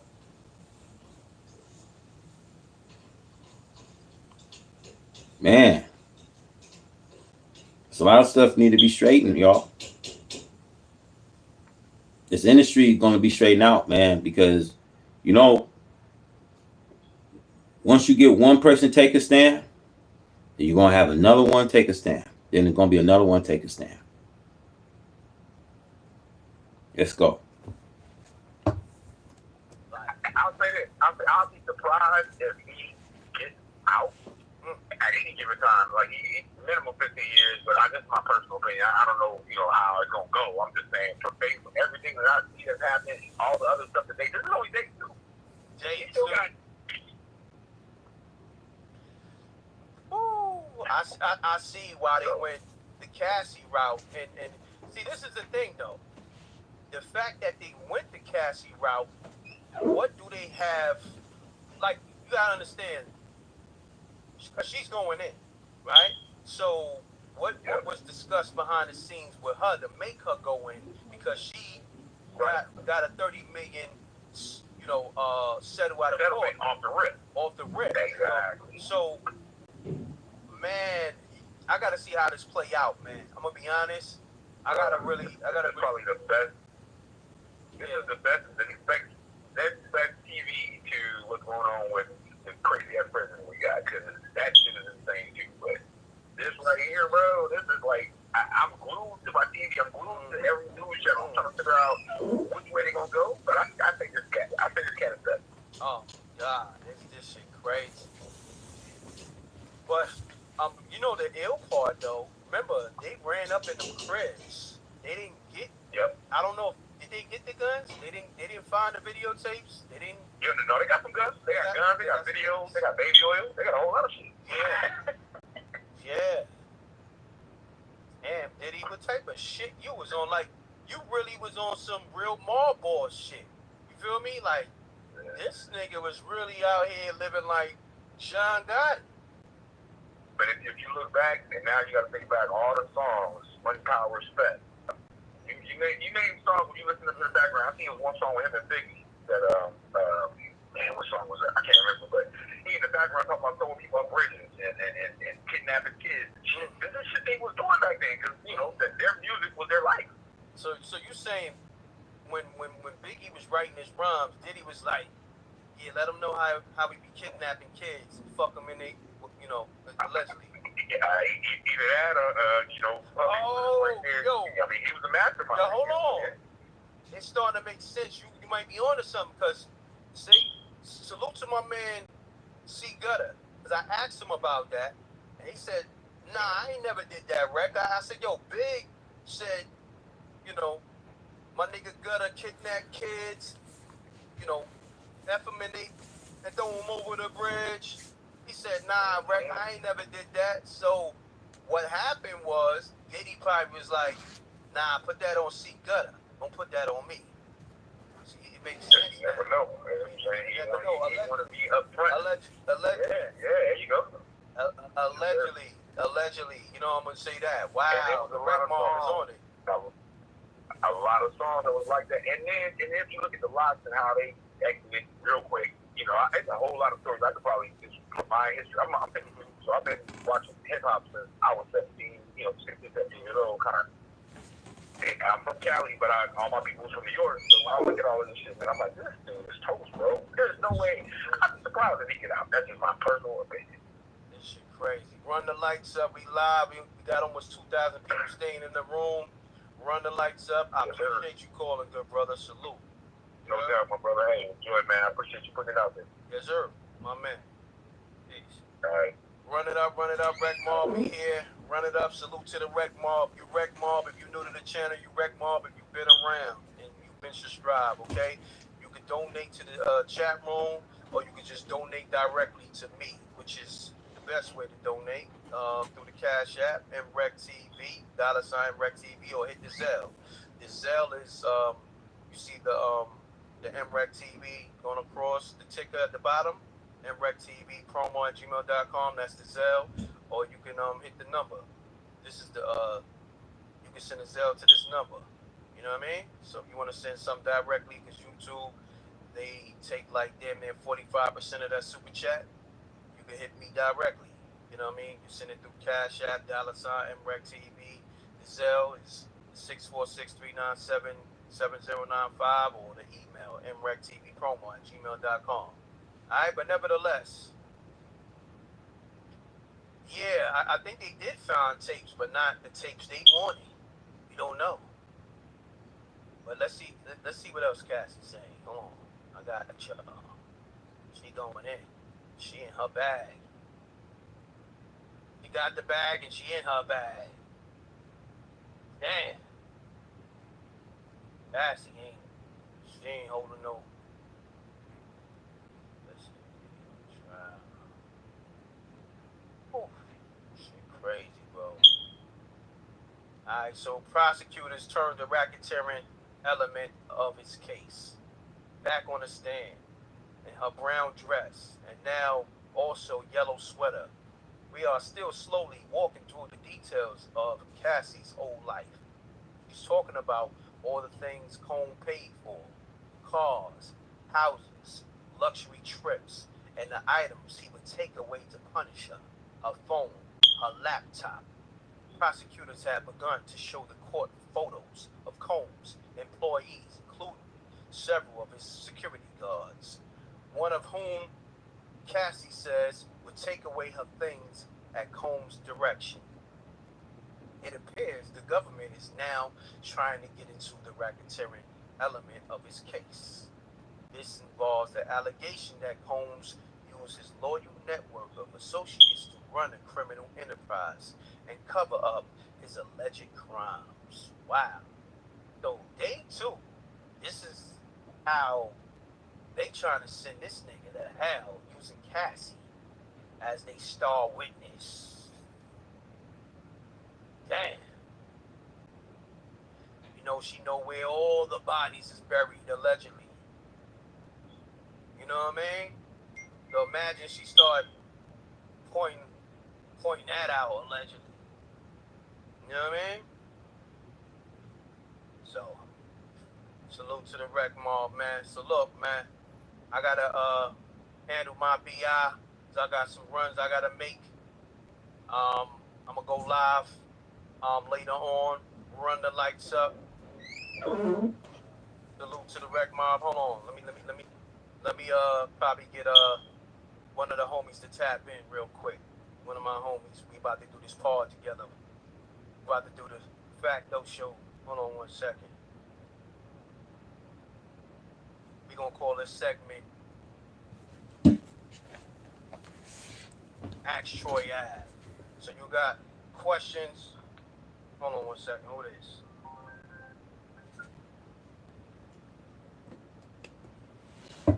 Appreciate you guys for tuning in, man. My bro is doing live, sessions. Call his number 646-387-7095. And state your name, state where you from. And he's doing live sessions on the Diddy's trial, what y'all think about it. So feel free to reach out if you have any questions, concerns about this trial. He's taking calls. He's doing live sessions. So big shout out to my bro. And I'm gonna roll this, video. I hope you guys enjoy it, man. Please hit that like, please share. Let me roll this clip.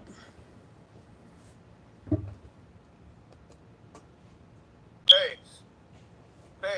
To accept, press 1. To send a voicemail. Pace. Yo, peace, right? Peace to the right call. JR. Hey, what's going on, homie? What's going on, good brother? Talk to me real quick, man. Yo, man, it's nasty work out here, bro. I mean, they frying you, man. Thanks. It's crazy. They frying them up good, man. This is nasty work, bro. Good. Okay. Hey, Cassie, man, she admitted to certain things. She even copped her role. I mean, like I said, man, they really trying to fry him, bro. Yeah. Trying to fry him. Shit crazy. But I knew she would take this stand. They had to. Like, I don't really know if they're gonna face a lot of their case based off of hearsay. But they need the foundation of her testimony to bolster it. You know what I mean? Yeah. It's crazy, man. Let me tell y'all something, man. The state needed Cassidy's statements to open up this case. Without her statements, I don't think the state would even have a strong case. They have to have. I believe that the government paid Cassidy to make this a case. And a lot of y'all thought that, this was just going to be a domestic violence case. No. At some point, Cassie was going to defend for Diddy at some point, but once they saw the tape and and people seen and they said Cassie said that these sex tapes was consensual, the state know that Diddy was running an enterprise for 20 years. They know that why you think that they got these charges on him? Racketeering, coercion, engage. And prostitution with underage. And there's still the worst to come in this case, y'all. This a tipping. This a tipping. Because once they get Cassie, her testimony, they pretty much is baking this cake. That they have to have Cassidy and her testimony. They have to have Cassidy and her testimony because now this really bakes the cake. This really sealed the deal.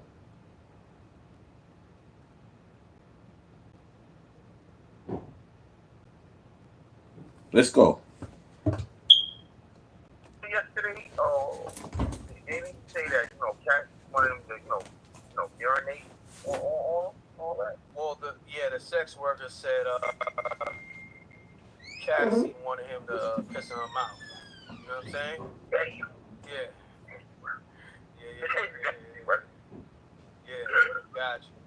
So, nah, definitely. But it's spooky. It's just spooky, JR. But look, so I'm gonna let you end off the live because I gotta get off here and get myself together. So me and Troy Ave can do the Facto show. So I'm about to get myself together so I can record that. Say less. You feel me? Say less, man. I want to tune into that too. Say less. Right. I got it. And I know y'all gonna talk on it. Oh too, yeah, so I can't wait. we gonna talk on this. Ave is a movie you know. Yeah. Let's get it. All right, JR. Appreciate you. Yo, say less, baby. Stay, All right, brother. one, brother. One. Call from. Peace. Peace. Peace. Hey, my brother. How are you, man? Everything great, good brother. I'm about to get off this live, so go ahead. Give me your assessment real fast, but give me your name and where you calling from. E52, North Carolina. All right, so Smart. let's go into your assessment. As far as Puppy, he's Chinese, so he's a rooster.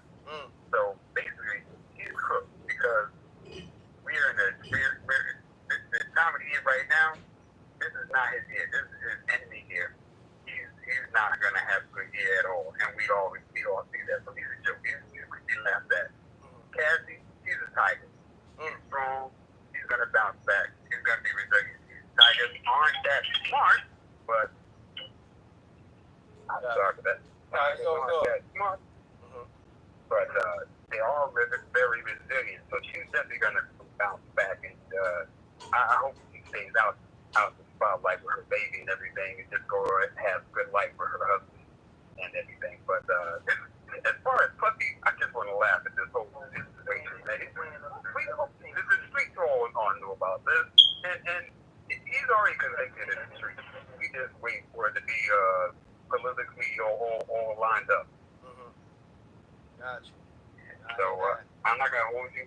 I know you gotta go, and I appreciate you doing what you do because I'm out here, man. It's a desert out here. We don't hear about what's going on. Okay, I got y'all. So just make sure you subscribe to the channel and stay tuned because we got a lot of content. I got a lot of interviews as well. I got insiders that's in the courtroom giving me exclusives. So go through the channel, the live, the regular videos, the regular uploads, the shorts.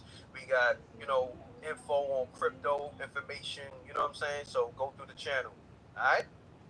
You already know. I'm locked in, man. I'm locked in. I can say what you can say over there all the time, man. All right, my brother. Take care. All right, peace. All right, so yo, I got to get off this. Run the lights up. Salute the Philly Bird Dog with the super chat. He said, and hypnotized. Biggie says, bang, every MC easily. Diddy in the background saying, take that, take that. Facts, Paul. That's a bad. That was spooky.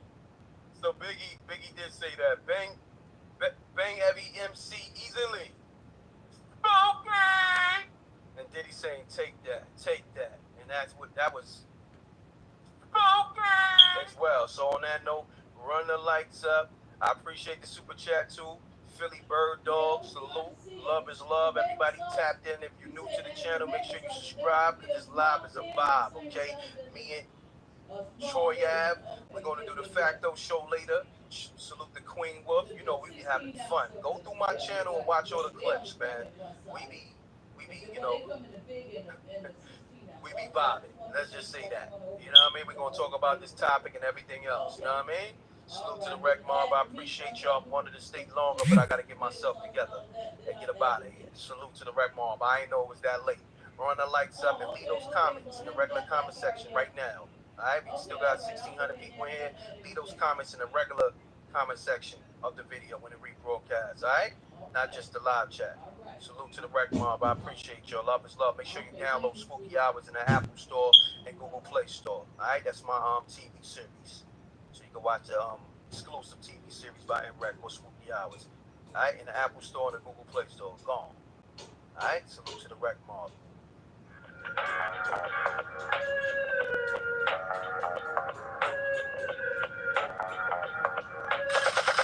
Sneak this and we don't see the competition. I drop off a ransom note that your art is missing.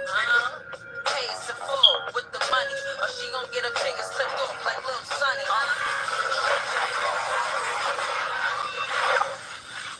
NREC TV.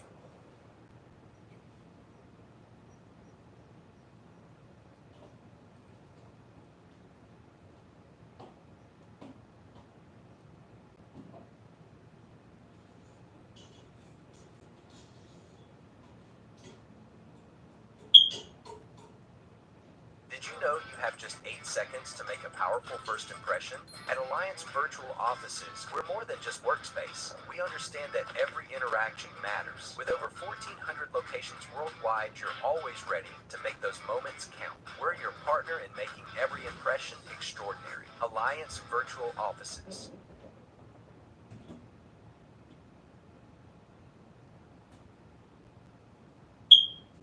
With a VSP individual vision plan, you're pulling the strings because taking care of your eye health after retirement comes with a lot of decisions that only you should make. So choose your lens enhancements, your frames, and even how you enroll.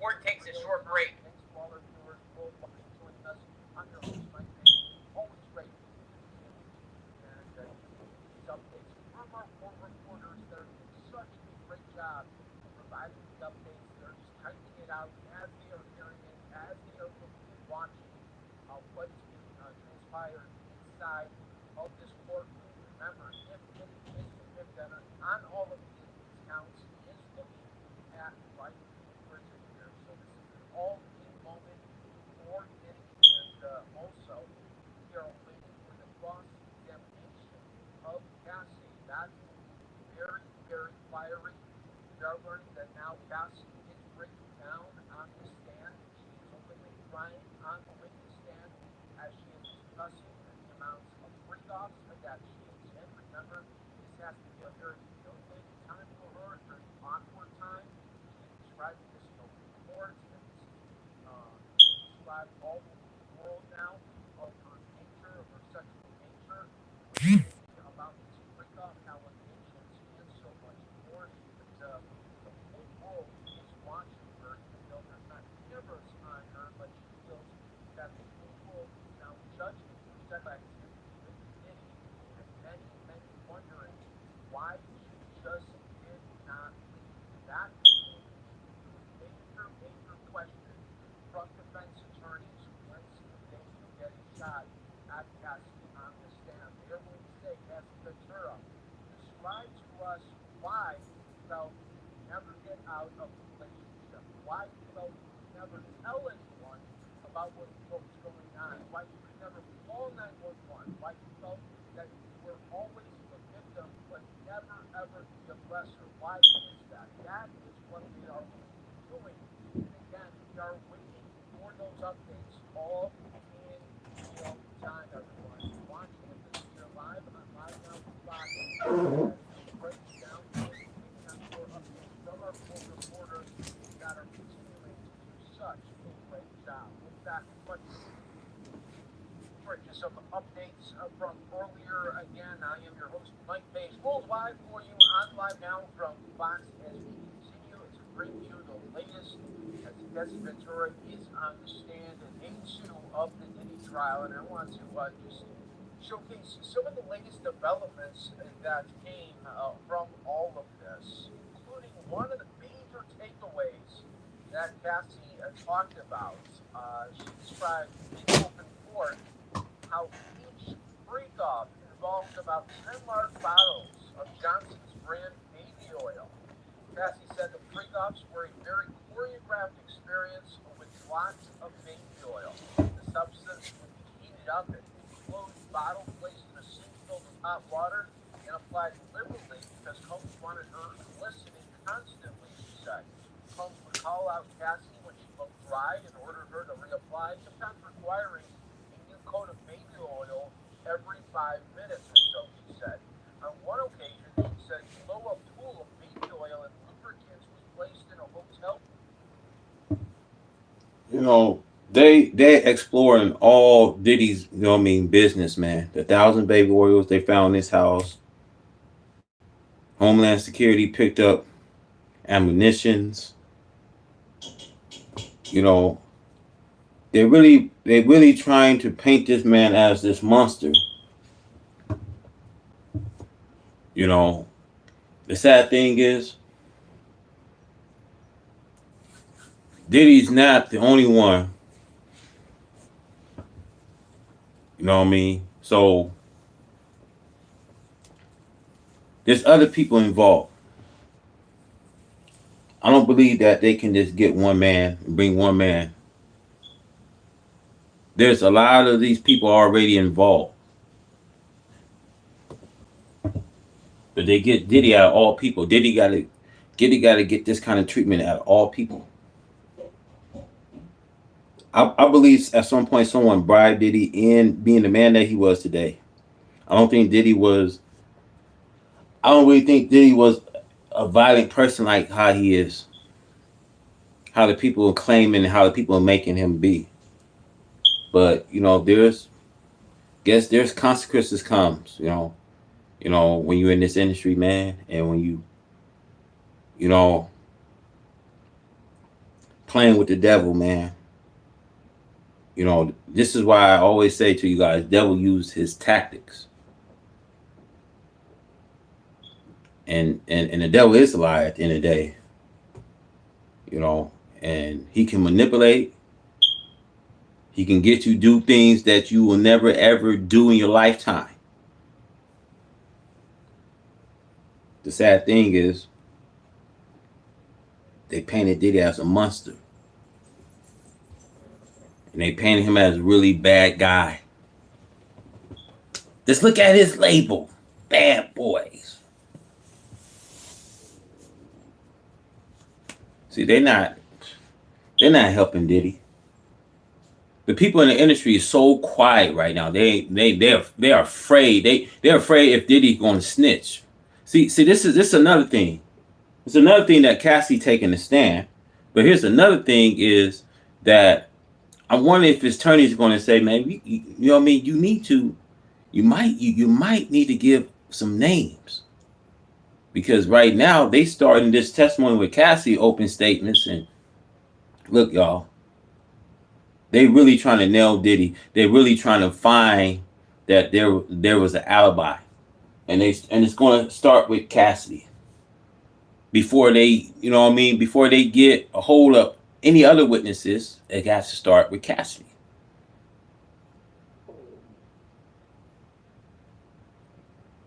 You see how the government used Cassidy? See, so pretty much I don't care what the rest of YouTube's talking about that this is just a domestic case. You think this is a domestic violence case? After Cassie opened up all these testimony that she had. Tell you, man, Cassie's saying some things that's beyond this trial.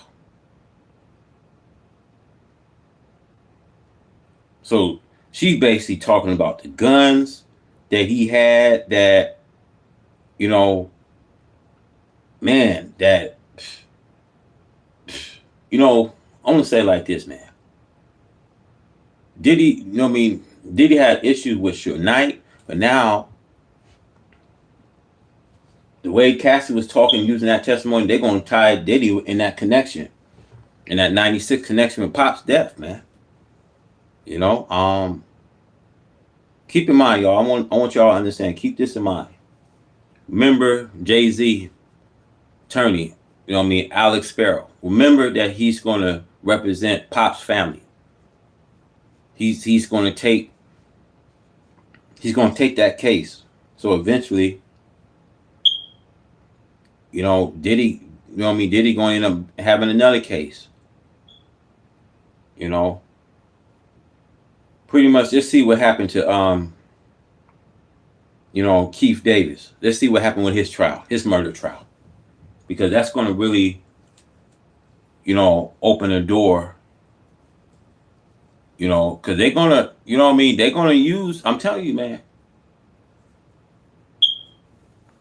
they're going to find a way for a conviction on Diddy, man. And then I won't be surprised if they try Diddy in that 96 connection with Pop. Let's go. She was told to get inside, even with her outfit on and shoes on. She said close to 10 large-sized bottles of baby oil would be used during a freak-off. It was such a mess, she said. It's like, what are we doing? As as she was being questioned, Cassie, prosecutor Emily Johnson returned again and asked a simple but important question. Whose decision was it? Sean, Cassie replied, each time referring to Combs. It was his decision, she said, to involve her in freedoms to incorporate baby oil and male sex workers to pour candle wax on her body and much more. And right now, they are just taking a brief break. They take little short breaks here and there because Cassie is pregnant and on the stand, and right now it is getting very emotional as well. The defense, prosecution, and judge just moments ago had a sidebar. A lot of the details prosecutor Emily Johnson has sought. In this part of the testimony, you feel a bit repetitive. She is asking Cassie Ventura the brand of lube and baby oil used in these freeze-offs and how it was used. And the defense objected to that. Just moments ago, the judge. You guys, I'm at the end of this live stream, man. Gotta take care of some business, man. Yeah, I had a whole 2 hours with you guys. Yeah, please for further updates, please subscribe to the channel, and you know what I mean, for any further updates, and this afternoon I'm gonna go back live, you guys. So feel free to, you know, join the live. So yeah, that's pretty much I have, but you guys take care. Be safe, keep God under your ring, and peace and blessings be with you. I'm out.